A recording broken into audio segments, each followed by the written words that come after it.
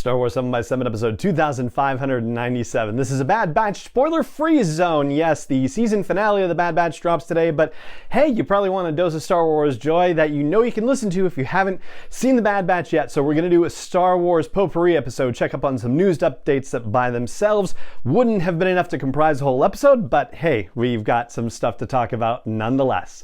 Punch it.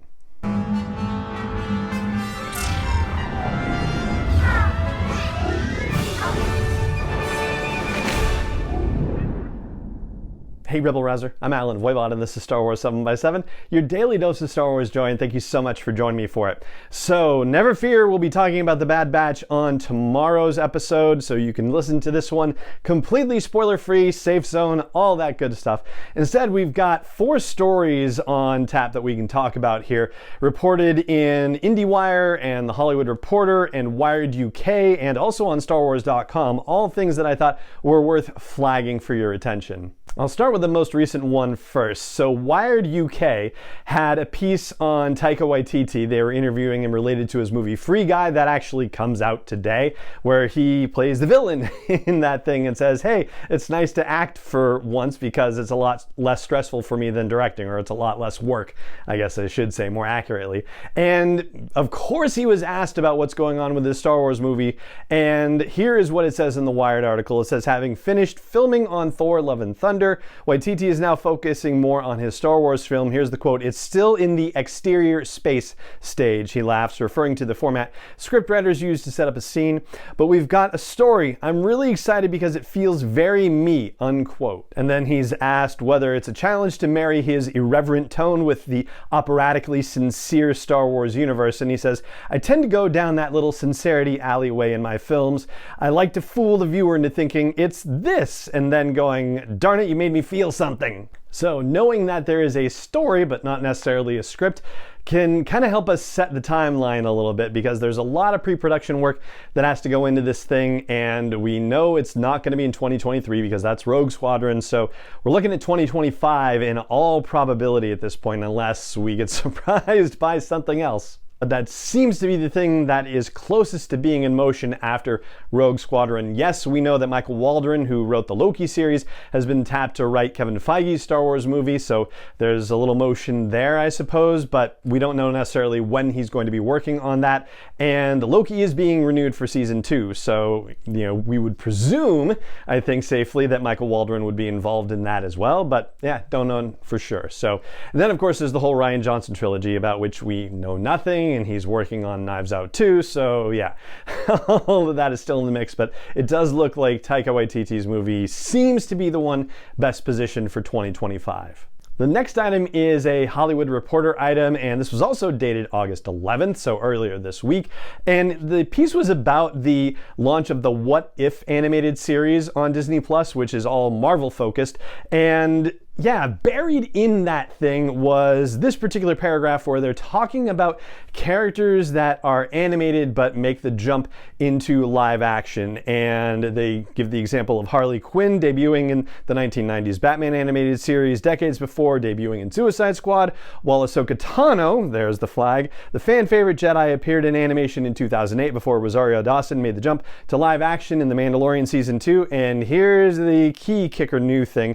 Now Dawson is leading a live-action Ahsoka spinoff for Disney Plus, with sources saying Lucasfilm is looking for an actress to star opposite Dawson as Mandalorian warrior Sabine Wren. Now, I don't know how you just casually drop that in 8 paragraphs into a story about an animated series that has nothing to do with Star Wars anyway, but there you go. Maybe the Hollywood Reporter was in the same situation that we are, where let's just, put all the news that's fit to print in there that, doesn't fit into one place neatly and go from there. But yes, there was a brief hurrah around that, like, oh my gosh, they're looking to cast Sabine. But this is probably, the thinnest of thin mentions at this point, because usually when the Hollywood trades have something like that, like, oh, they're casting for Sabine, or they're casting Boba Fett when they were doing that for Mando Season 2, usually they have a headline story where, like, that's what the piece is focused on. And this is definitely dropped a lot more casually, a lot deeper into an unrelated thing. So yeah, I think you can hang your hat a little less on this one than you usually can, but Yeah, it's still notable to say the least, and it makes sense because of the way that Star Wars Rebels ended and all the conversations we've had about finding Ezra and where we are in that whole journey, and whether it's leading up to a grand event, whether that's part of the big grand plans that they have for the climactic live action event that they talked about at the Investor Day. But we still don't even know where we are in the whole Ahsoka series planning thing. There's not a showrunner announced or anything like that. Presumably Dave Filoni is going to be deeply involved, but yeah, there's still a lot of unknowns about that one. Then there was a piece in IndieWire, and this was back in July, and if you remember, there was a brief internet fury over this one, fury in a decent way, where a YouTube user who works on deepfakes made his own take, I believe it's a he, his own take on the ending of season 2 of The Mandalorian with Luke Skywalker, and he did his own deepfake, and apparently it came off even better than the original one that was broadcast in Mando season 2. So much so that he got hired by Lucasfilm. IndieWire actually got a statement out of Lucasfilm. Here is what they said. Industrial Light and Magic is always on the lookout for talented artists and have in fact hired the artist that goes by the online persona Shamook. That's a Lucasfilm representative said in a statement. And then it goes on. Over the past several years, ILM has been investing in both machine learning and AI as a means to produce compelling visual effects work, and it's been terrific to see momentum building in this space as the technology advances. Now, I suppose the immediate conclusion that you might want to jump to is, oh my gosh, who else are they going to deepfake as a result of this?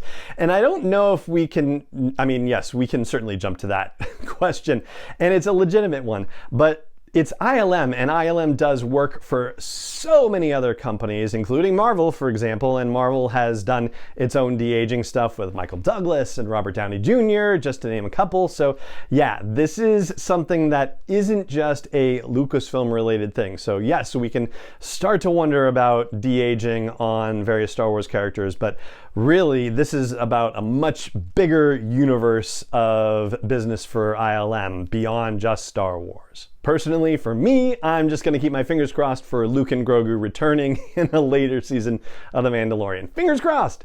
And the last one I want to share with you comes from the official website from StarWars.com, and an interview with Cavan Scott that was conducted earlier this month, or published earlier this month. And he talks about the ending of The Rising Storm. Now, we are in spoiler territory here, but it's been a while since The Rising Storm came out, so I think we're okay here, right? So he talks about the moment where, Loden dies basically, and says, that moment is so central to everything we've been planning for the High Republic. That last page was right there in the first days of discussing the High Republic, and that I found really awesome, because how many times have we seen those videos of them having the meeting at Skywalker Ranch and the whiteboards and all that stuff, and to think that this is an element that was there from the very beginning, like, that's exciting to me, at least. I hope it's interesting to you. And he goes on to say that we said the first wave of books was like the pre-title sequence, and I really believe this second wave is the first act. There's a lot more to tell. And what is the inciting incident in the High Republic? Is it the Great Disaster, or is it the last chapter of The Rising Storm? That's a question I think people should ask. And seeing as how Cavan Scott is posing that question, thinks that's the question we should ask, I'd love to hear your thoughts.